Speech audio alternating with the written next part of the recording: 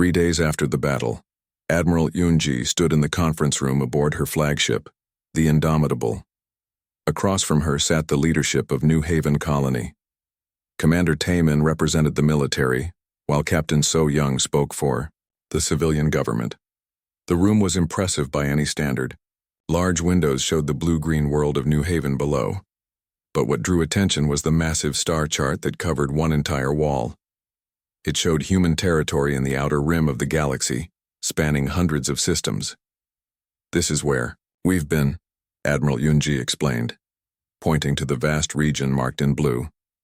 "When we left known space 300 years ago, we were a broken people. We had fought a war that nearly destroyed us." Commander Taemin studied the chart with amazement. "You've colonized an entire arm of the galaxy?" "We had to. Our homeworlds were gone. Earth itself was badly damaged. We had no choice but to start over." Captain So Young leaned forward. "What kind of war could cause that much destruction?" Admiral Yunji's expression grew dark. "A civil war. Humans fighting humans. It lasted 50 years and killed billions. By the end, we realized we had to change or die as a species." She gestured to another section of the chart. "So we left. We took our remaining ships and people and moved to empty space. We spent 3 centuries learning to be better than we were." Chief Medical Officer Na Young entered the room, carrying a data pad. She had been working with Catherian doctors to treat the wounded from the battle. "Admiral," she reported, "the medical exchanges are going well. Their people are resilient. Most of the wounded will make full recoveries." Na Young had been amazed by what she found on New Haven. The Catherians had advanced medical knowledge, but they approached healing with a gentleness that impressed her. They treated not just injuries, but the emotional trauma that came with them. "Their doctors are teaching us as much as we're teaching them," she added. Admiral Yunji smiled. "That's exactly what we hoped for. We didn't come back to the galaxy to conquer or control. We came back to reconnect." Commander Taemin had been studying the human star charts. "Admiral, if you've been building this empire for 3 centuries, why reveal yourselves now? Why risk everything to save one colony?" The question hung in the air for a moment. Then Captain Jeho entered the room. He had been overseeing repairs to the Catherian ships. "Because, Commander," he said, "we learned something important during our years in exile. Power without purpose is meaningless. Technology without compassion is empty." He moved to stand beside Admiral Yunji. "We could have built weapons that would make us the strongest force in the galaxy. Instead, we built something better. We built a civilization based on protecting others." Captain So Young was still processing what she had learned. "But why start with us? There are bigger colonies, more important worlds." "You called for help," Captain Jeho replied simply. "That's all we needed to know." Admiral Yunji activated another section of the star chart. This one showed the known galaxy with markers indicating various threats and conflicts. "The truth is, we've been watching. We know about the Vextar Empire. We know about the slave markets and the conquered worlds. We know about dozens of smaller conflicts where innocent people suffer." She pointed to various markers. "We've been preparing for this moment. The moment when we would return and start making things right." Commander Taemin felt a chill of realization. "You're planning to take on the entire Vextar Empire?" "Not just the Vextar," Admiral Yunji confirmed. "Every force in this galaxy that preys on the innocent. We've spent 300 years building the strength to do it properly." Captain Jeho brought up tactical displays showing human fleet movements. "Our first fleet is just the beginning. We have 12 full fleets spread across the outer rim. Each one is more powerful than anything in known space. But we won't use that power for conquest," Admiral Yunji emphasized. "We'll use it for protection. Any world that wants our help will get it. Any world that wants to be left alone will be left alone." Chief Engineer Wu Jin had been brought aboard to examine human technology. He entered the conference room with wonder in his eyes. "Admiral," he said to Yunji, "your ships are incredible. The power systems alone are centuries ahead of anything we have." "Would you like to learn how they work?" she asked. Wu Jin's eyes went wide. "You would share your technology?" "Of course." What good is knowledge if you don't share it? But we do. Have one condition. What condition? You can only use it to help people. Our technology comes with built-in safeguards. It will not function for aggressive purposes. Captain So Young was beginning to understand the scope of what the humans were offering. You're not just returning to the galaxy, you're trying to change it.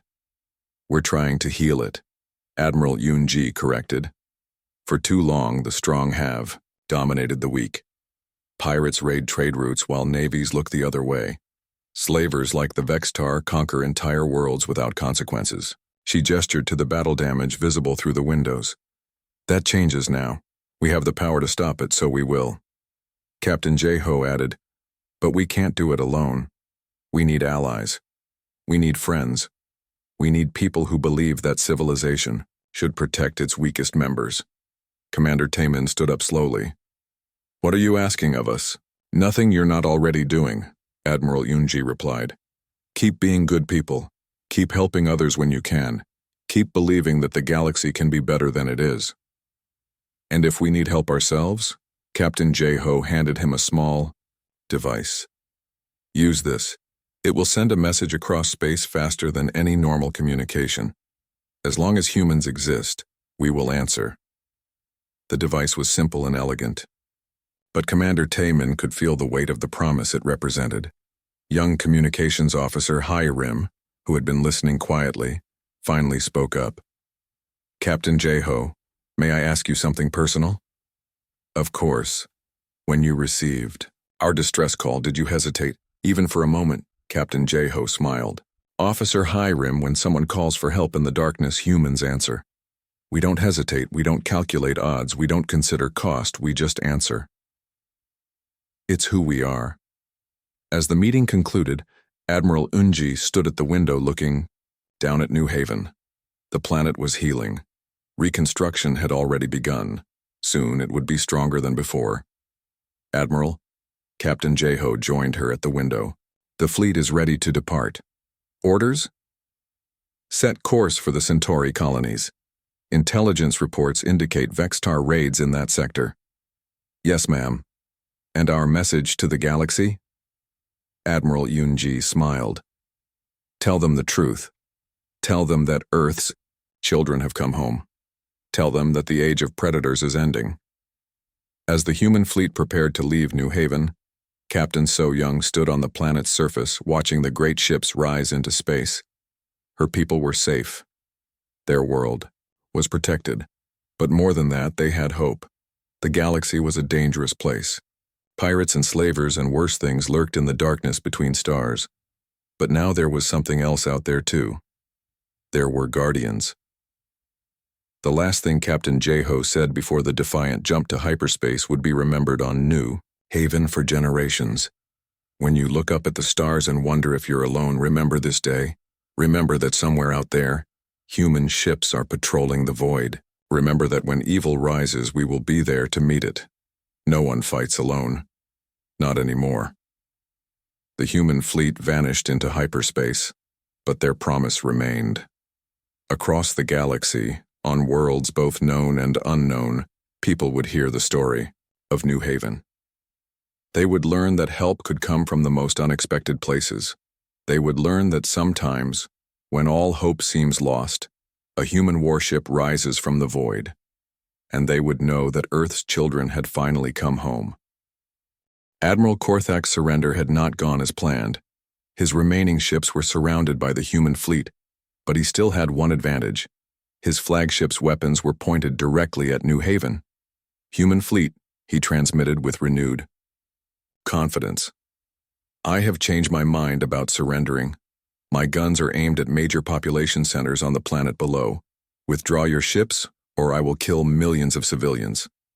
Captain J-Ho's response was immediate and cold. Admiral Korthak, you are threatening innocent people. That is unacceptable. Then withdraw and let me leave, Korthak demanded. Otherwise I start firing. On the bridge of the Indomitable, Admiral Yoon-ji studied the tactical situation. The Sao Vextar flagship was indeed positioned to bombard the planet. Its weapons could kill thousands before they could stop it. But she had not spent 300 years rebuilding human civilization to be stopped by threats. Captain Jeho, she transmitted on a secure channel. What is your assessment? Admiral, we can disable his weapons systems, but not before he gets off at least one shot. The casualties would be significant. Unacceptable. Recommendations? Give me 2 minutes, Admiral, I have an idea. Captain Jeho turned to his weapons officer. Boram, do we have any precision penetrators loaded? Yes, sir. 6 tubes loaded with armor-piercing rounds. Perfect. Target his main gun control systems. I want surgical strikes only. No damage to life support or crew areas. Boram's fingers danced over her controls. Sir, that's an incredibly difficult shot. We're talking about hitting specific rooms inside his ship without damaging anything else. Can you do it? Boram smiled. I've been practicing for 300 years, sir. Yes, I can do it. Meanwhile, Navigator Sung-Ho was calculating something else entirely. Captain, I've been analyzing their ship's position. If we time it right, we can jump the Defiant inside their formation. Inside their formation? Yes, sir. Micro jump to point-blank range. At that distance, we can disable their weapons before they can fire. Captain Jeho considered the plan. It was risky. If they miscalculated the jump by even a few meters, the Defiant would materialize inside the enemy ship. Both vessels would be destroyed. How confident are you in the calculations?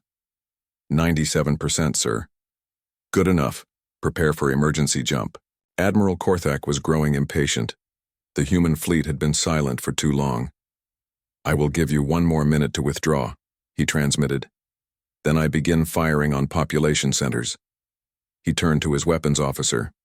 Target the largest city. Prepare to fire on my command. The Vextar weapon systems came online. Massive energy cannons capable of melting entire city blocks, charged with deadly power. Targeting sensors locked onto Haven City, where 2 million Catherians lived, and worked. On the planet's surface, Captain So Young received word of the threat. Emergency sirens began wailing across the city. But there was nowhere to run. The Vextar weapons would turn the entire area into molten rock. All units, she transmitted to her remaining forces. If that ship fires, we're all dead. But if we're going to die, let's die fighting. Her soldiers prepared their portable anti-aircraft weapons. They couldn't reach orbit, but they would try anyway.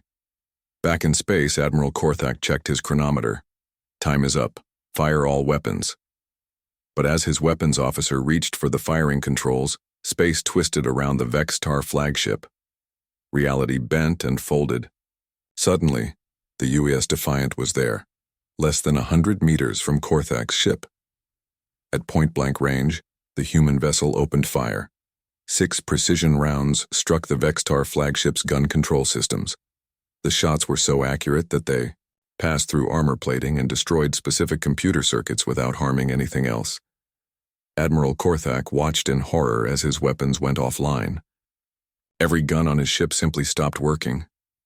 Impossible, he whispered. How did they know exactly where to hit?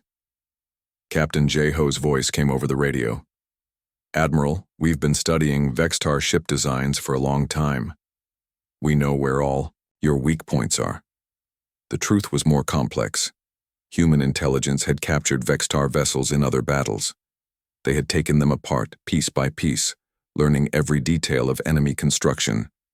The precision strike had been planned months ago. With his weapons gone, Admiral Korthak had lost his last bargaining chip.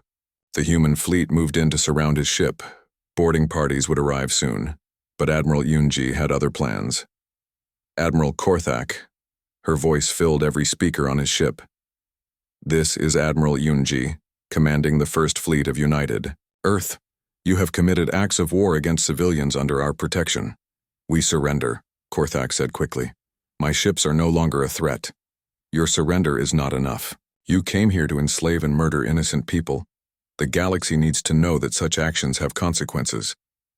Korthak felt a chill of fear. What do you mean? I mean that none of your ships will leave this system. None of your crews will carry word back to the Vextar Empire. Your threat ends here.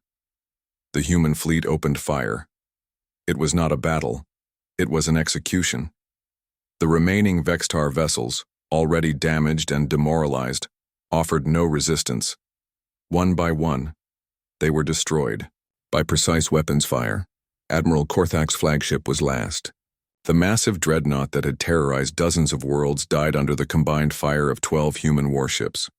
Commander Tae-min watched the destruction from his damaged bridge. He felt no joy in seeing enemies killed, but he understood the message. The humans were making it clear that attacking civilians would not be tolerated. When the last Vextar ship was gone, Admiral Yoon-ji opened a channel to all frequencies. This is Admiral Yoon-ji of the United Earth Fleet. To any beings listening to this transmission, New Haven Colony is under our protection. Any force that threatens these people will face the full power of the human navy. She paused, then continued. We have been gone from known space for 300 years. Some of you may have thought we were extinct. You were wrong. We have returned, and we remember our friends.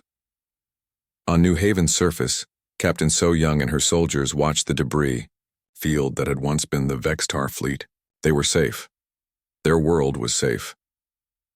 But many questions remained. Captain Jeho seemed to read her thoughts.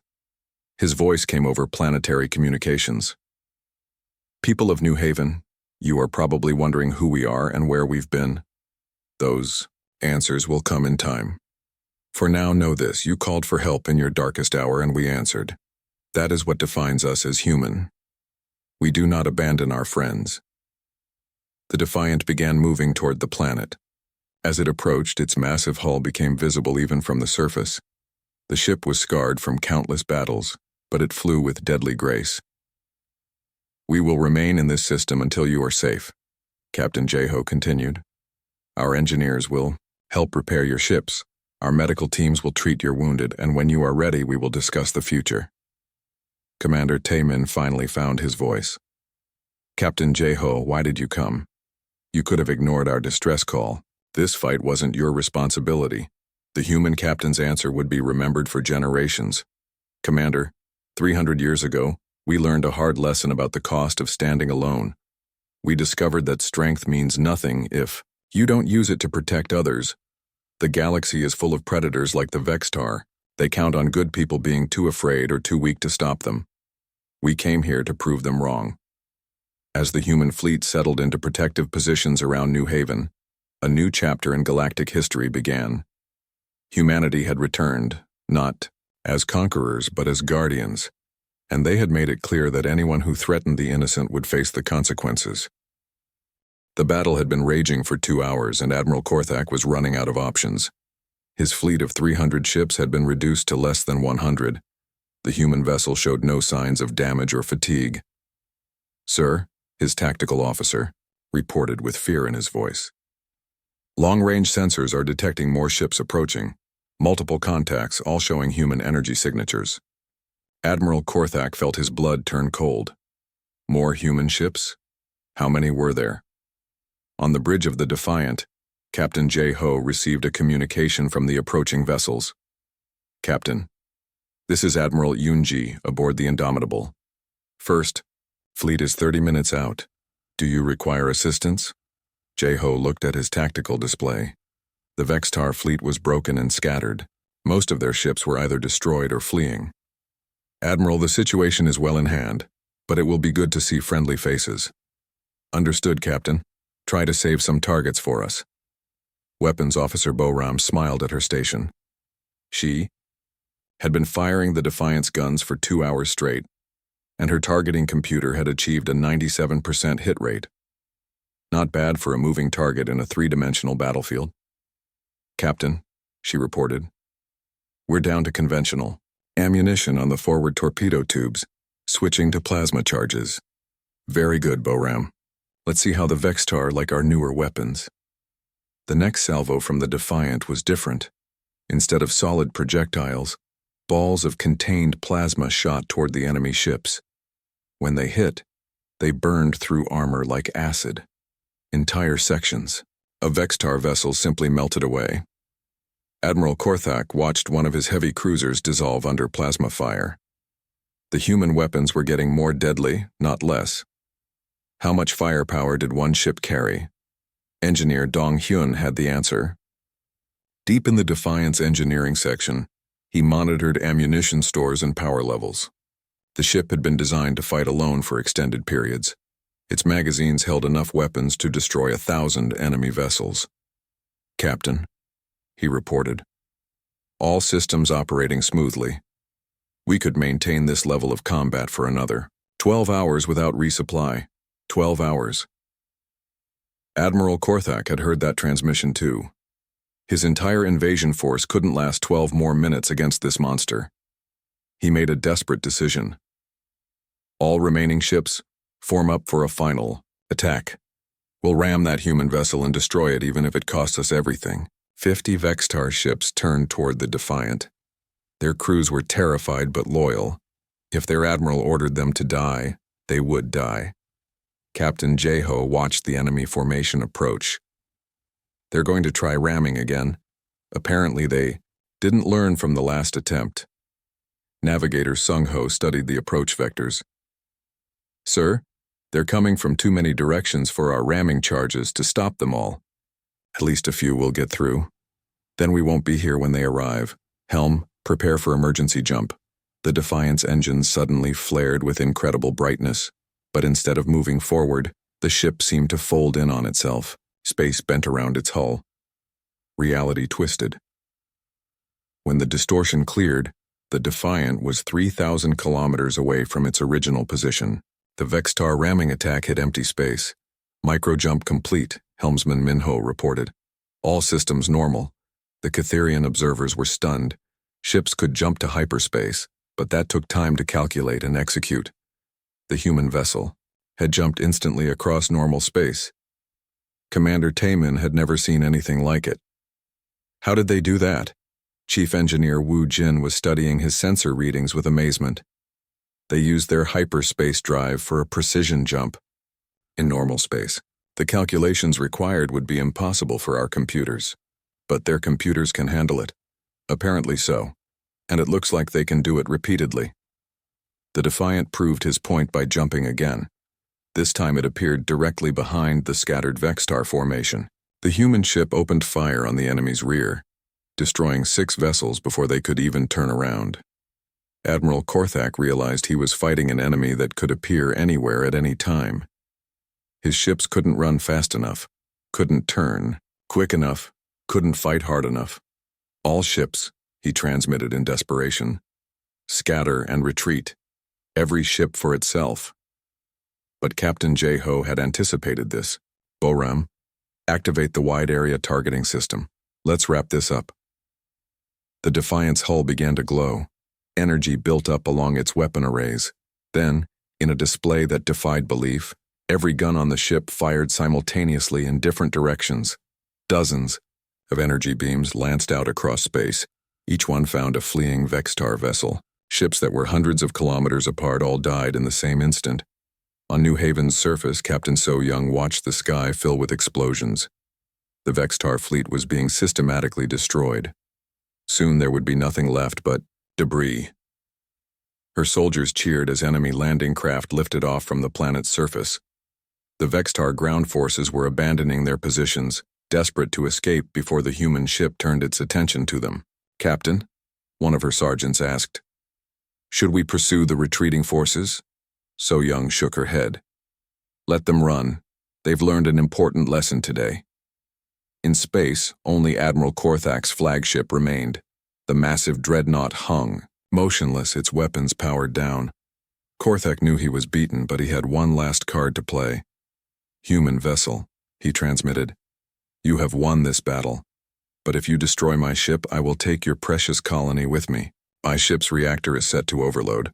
The explosion will crack this planet's crust." Captain Jeho's response was immediate. "Admiral, if you harm those civilians, there will be no place in the galaxy where you can hide from us." "Empty threats," Korthak snarled. "You have one ship.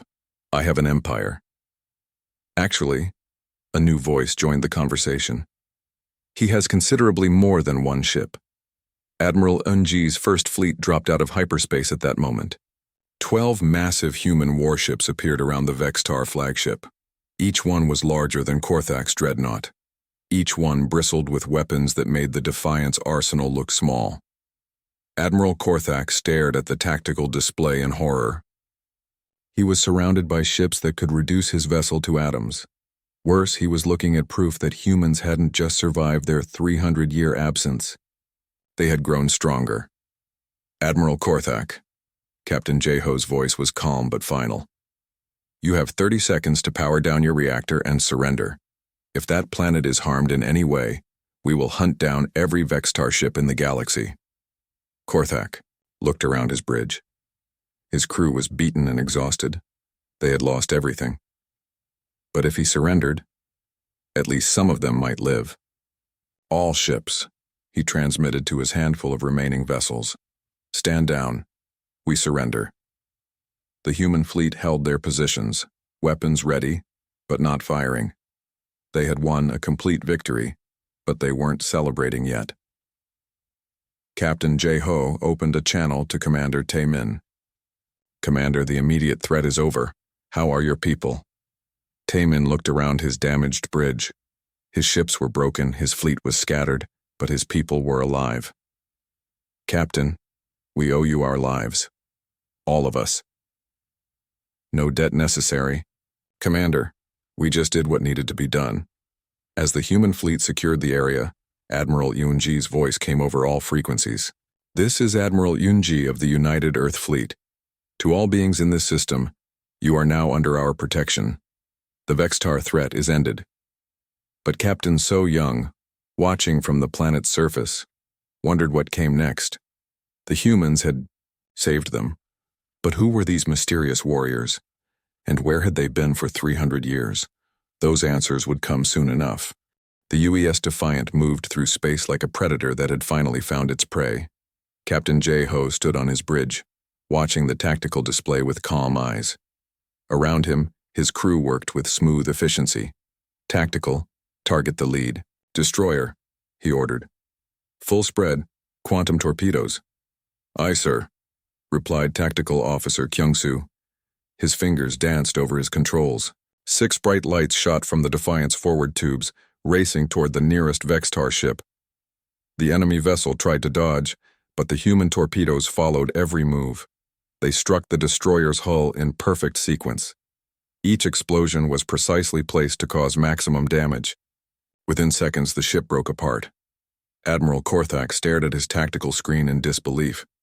One of his best ships had just been destroyed by a single volley. How was that possible?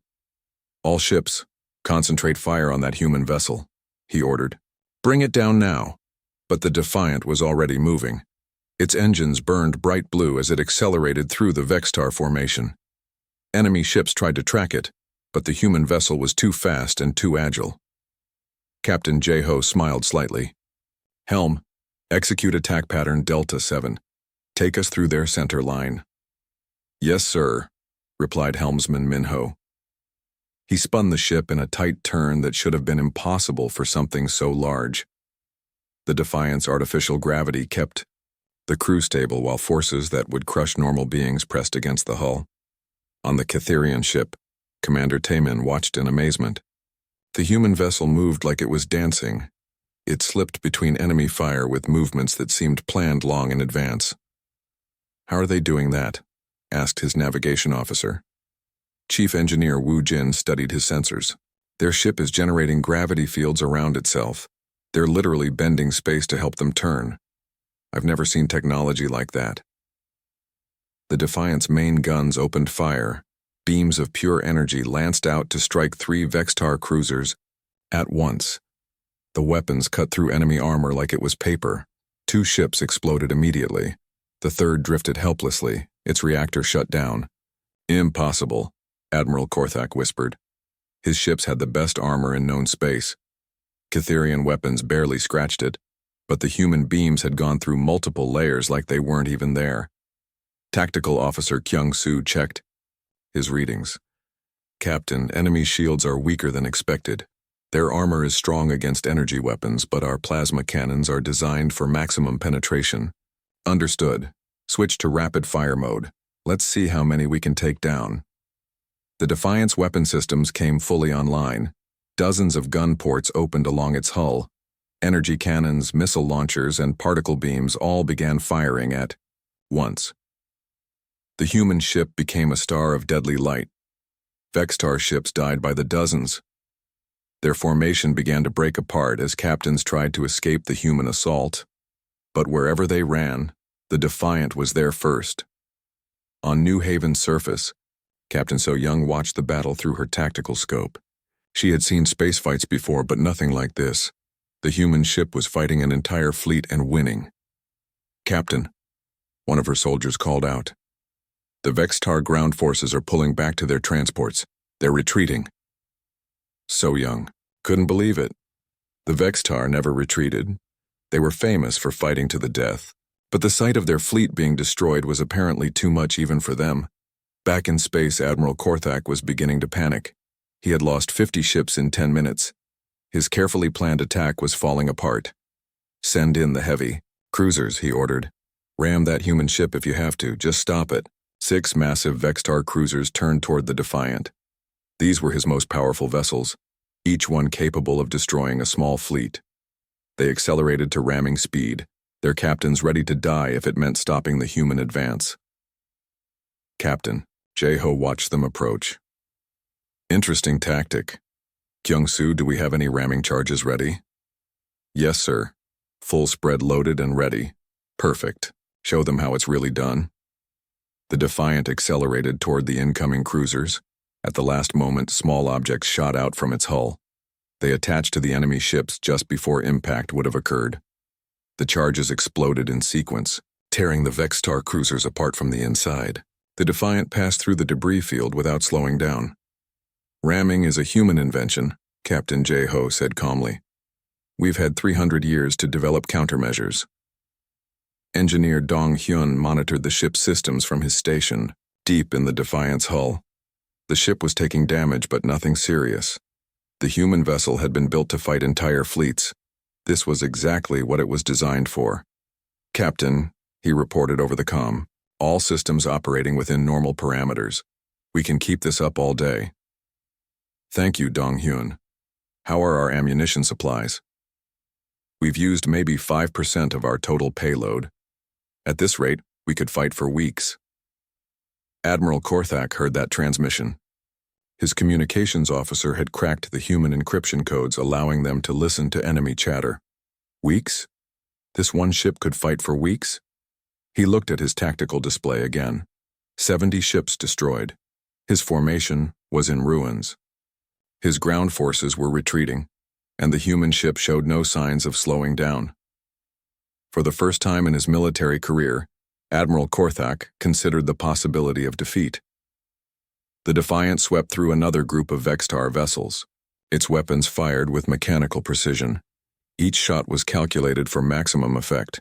No energy was wasted, no target was missed. Commander Tae-min realized he was watching something beyond normal warfare. This wasn't just fighting. This was art. The human crew moved their ship like a master painter using a brush. Every movement had purpose. Every attack was part of a larger design. "Sir," his communications officer reported, "the human captain is hailing us." Captain Jae-ho's voice filled the Catherian bridge. "Commander Tae-min, we appreciate your fleet holding position. We should have this situation under control shortly." "Captain, how are you doing this? One ship against so many?" There was a pause. Then Captain Jae-ho replied, "Commander, we've been preparing for this fight for 300 years. The Vextar are strong, but they fight like individuals. We fight as one crew, one ship, one purpose." As if to prove his point, the Defiant executed a complex attack pattern that hit 8 enemy ships simultaneously. The human vessel spun through space like a deadly dancer, its weapons firing in perfect coordination. Besides, Captain Jae-ho added, "This isn't the first time humans have faced impossible odds. We're used to it." Another wave of Vextar ships moved to attack. These were Admiral Korthak's elite guards, his most experienced crews.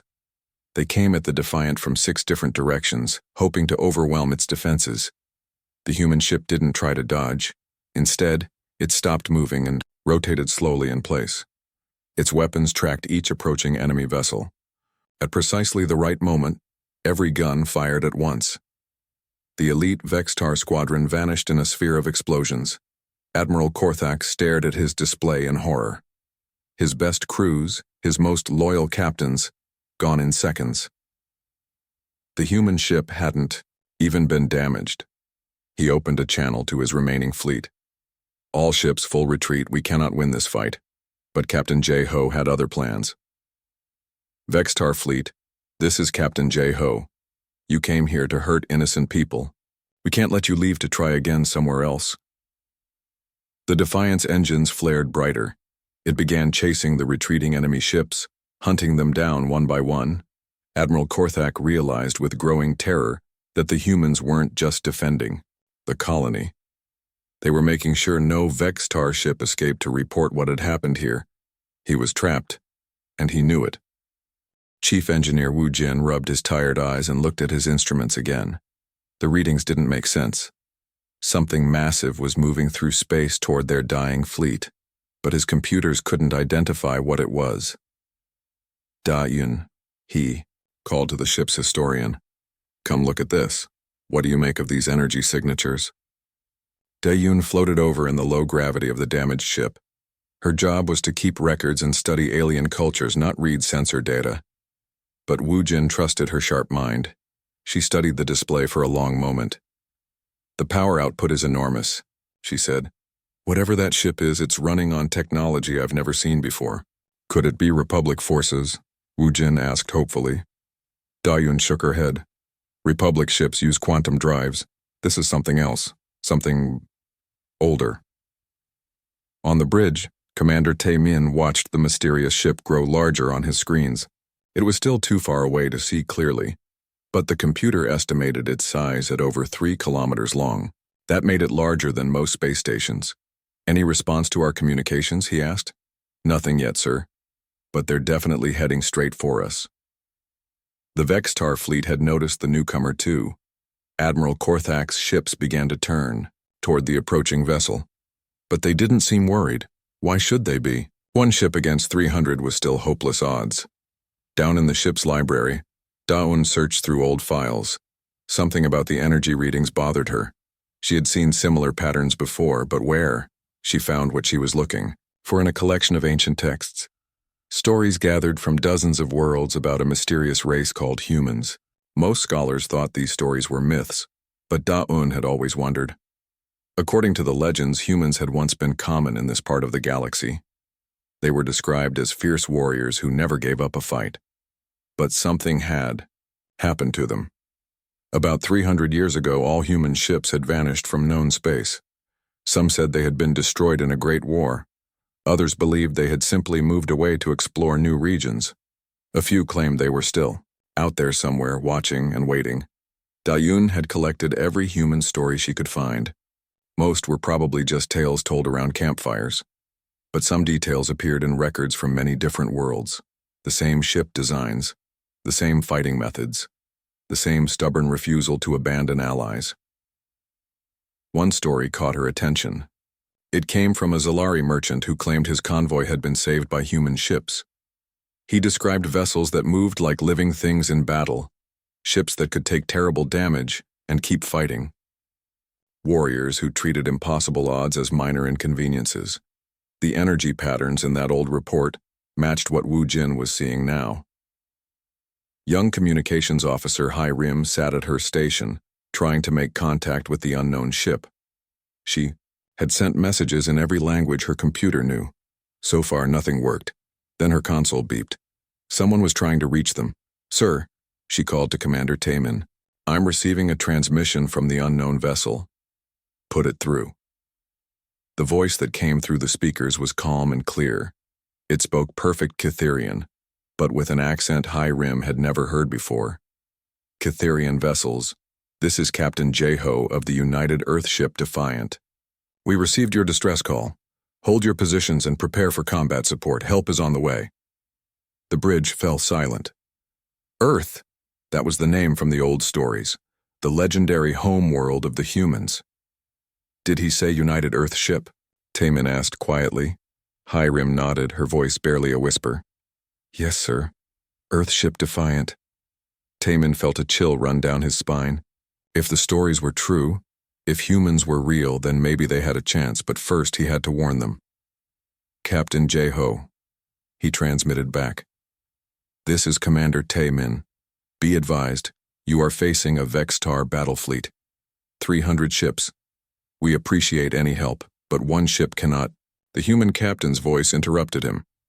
Commander, we understand the situation. We've been tracking the Vextar fleet for 2 days. Continue your evacuation procedures. We'll handle the rest.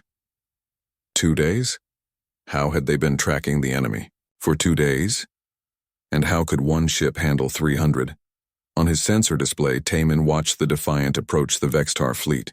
The human ship was indeed massive, but it looked strange. Its hull was dark and angular, covered in weapon ports and armor plating. It moved through space with deadly grace. Admiral Korthak was apparently losing patience. His fleet began to form, attack formations around the approaching human ship, energy weapons charged, missile tubes loaded. Taman had seen this before. The Vextar would surround their target and destroy it with overwhelming firepower. It was a simple but effective tactic, but the Defiant didn't slow down or try to retreat. Instead, it accelerated directly toward the center of the enemy formation. Are they insane? Wu Jin asked from his engineering station. Dayun was reading from her collection of human stories.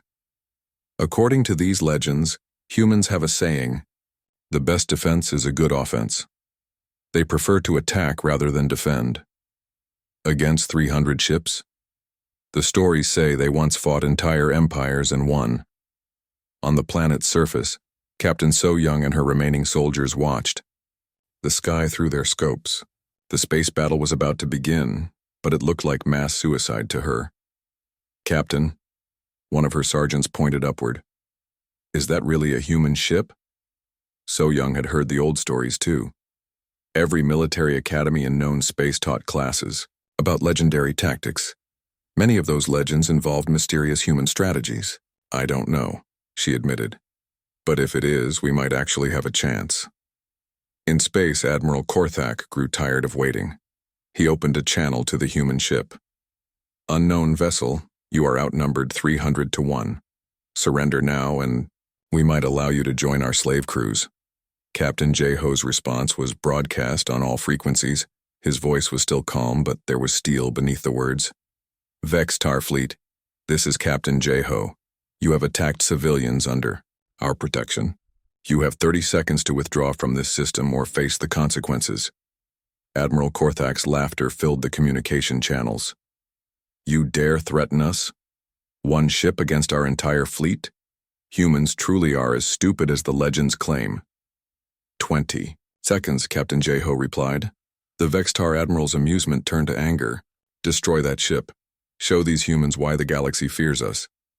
300 enemy vessels opened fire at once.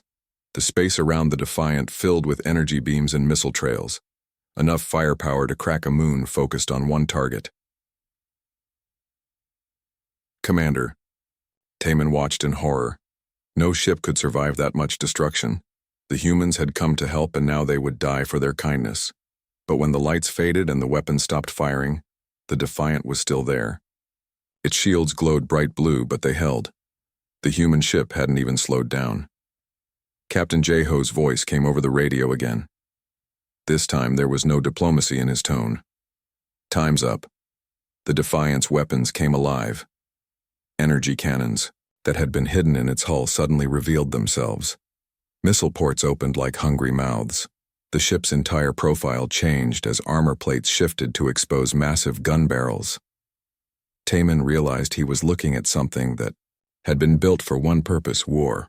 The first Vextar ship died in seconds. The alarm bells rang across the bridge of the Catherian defense ship Starward Hope. Commander Taman gripped his command chair as another explosion rocked the vessel. Through the main screen, he watched enemy ships tear through his fleet like hungry beasts. Shield generators failing on deck 7 through 12, reported his weapons officer. We've lost main power to the portside cannons. Taman closed his eyes for a moment. 3 hours ago, New Haven had been a peaceful colony. World, 3 million Catherians lived simple lives, farming the rich soil and mining precious metals from the mountains. Children played in green fields while their parents worked under twin suns. Now those same fields burned under enemy fire. "Sir, the Morning Star is breaking apart," called out the communications officer. On screen, Taman watched another of his ships split in half. Escape pods scattered like seeds in the wind, but many would never make it to safety. The enemy fleet hung in, space like a dark cloud. 300 Vextar warships surrounded the planet. Their black hulls gleamed with weapons that could crack planets. The Vextar were known across the galaxy for one thing: they took slaves. Entire worlds had vanished under their rule. "How many ships do we have left?" Taman asked. 14, sir, all damaged. 14 ships against 300. The math was simple. They would all die here. Down on New Haven's surface, Captain So Young ran through the burning streets of Haven City. Her militia uniform was torn and dirty. Behind her, a group of civilian families followed, carrying what they could save. "Keep moving," she shouted over the sound of explosions. "The transport ships are just 2 blocks away." A young mother stumbled, her child crying in her arms. So Young helped her up. "We're almost there. Stay strong." The sky above them flashed with lights as the space battle continued. So Young had served in the militia for 10 years, but she had never seen anything like this. The Vextar ships were too fast, too strong. Her people's weapons barely scratched their armor. She led the families into a large transport ship. Hundreds of Catherians were already packed inside. Fear filled their eyes. They all knew what happened to Vextar slaves. The lucky ones died quickly. "Captain," one of her sergeants ran up to her, "we've got maybe 6 hours before they break through the orbital defenses. After that?" So Young nodded. "After that, the Vextar would land ground troops. The real horror would begin." Back in space, Commander Taman received a message from the enemy fleet. The face that appeared on his screen was nightmare fuel. Admiral Korthak of the Vextar looked like death wearing armor. His skin was gray and scaled. His eyes were black holes. "Catherian fleet," Korthak's voice was like grinding metal. "You have fought well, but your time is over. Surrender now, and some of your people might live as slaves. Refuse, and we will burn your world to ash." Taman stood up straight. "Admiral Korthak, this is Commander Taman of the Catherian Defense Fleet. We will never surrender to slavers and murderers." Korthak's face twisted into what might have been a smile. "Then you will watch your world die. You have 1 standard hour to reconsider. After that, we begin orbital bombardment." The screen went dark. Taman's bridge crew looked at him with respect and fear. They all knew what this meant. In 1 hour, energy beams would rain down from space, cities would melt, oceans would boil, everything they loved would be gone. "Sir?" His communications officer spoke quietly. "Should we send out distress calls?" "To who?" Taman asked. "Our nearest allies are 3 days away. The Republic forces are fighting their own wars. No one can reach us in time." But he nodded. "Anyway, send the calls on all frequencies. Maybe someone will hear us. Maybe someone will remember that good people died here." The officer's fingers danced over his controls. Radio waves carrying their final message raced out into space at light speed. It was a simple message. "This is New Haven Colony under attack by Vextar forces. 3 million civilians need immediate help. We have maybe 1 hour left. Please, if anyone can hear this, help us." On the planet's surface, So Young helped load the last transport ship, but there were too many people and not enough ships. Thousands would have to stay behind. "Captain," a young soldier approached her, "my family is on that transport. Let me stay and fight." So Young shook her head. "Get on that ship, Private. Take care of your family. Some of us need to stay and make the Vextar pay for every meter of ground." The transport ships lifted off into the burning sky. So Young watched them go, hoping they would make it past the enemy fleet. She turned to her remaining soldiers. Maybe 50 fighters against an entire invasion force. "Well," she said, checking her rifle. "Anyone know any good jokes?" A few soldiers managed to laugh. It wasn't much, but it was something. "In space, Commander, Taemin made his final decision. All ships, this is your commander. We cannot win this fight, but we can make sure these monsters get nothing from our defeat. Prepare to scuttle all vessels. Set the reactors to overload. If we're going down, we're taking some of them with us. His crew began the shutdown procedures. In 30 minutes, the Catherian fleet would become a field of nuclear fire. Maybe a few Vextar ships would be caught in the explosions. Taemin thought about his daughter. She was safe in the Republic, studying to become a doctor. She would never see her homeworld again, but she would live. That was enough. The minutes ticked by like hours. The Vextar fleet moved closer to the planet, their weapons charged with deadly light. Soon the bombardment would begin. On his command screen, Taemin watched the countdown timer. 10 minutes until he triggered the self-destruct. 10 minutes until the last Catherian fleet died in fire and fury. He closed his eyes and thought of green fields under twin suns. He thought of children playing and laughing.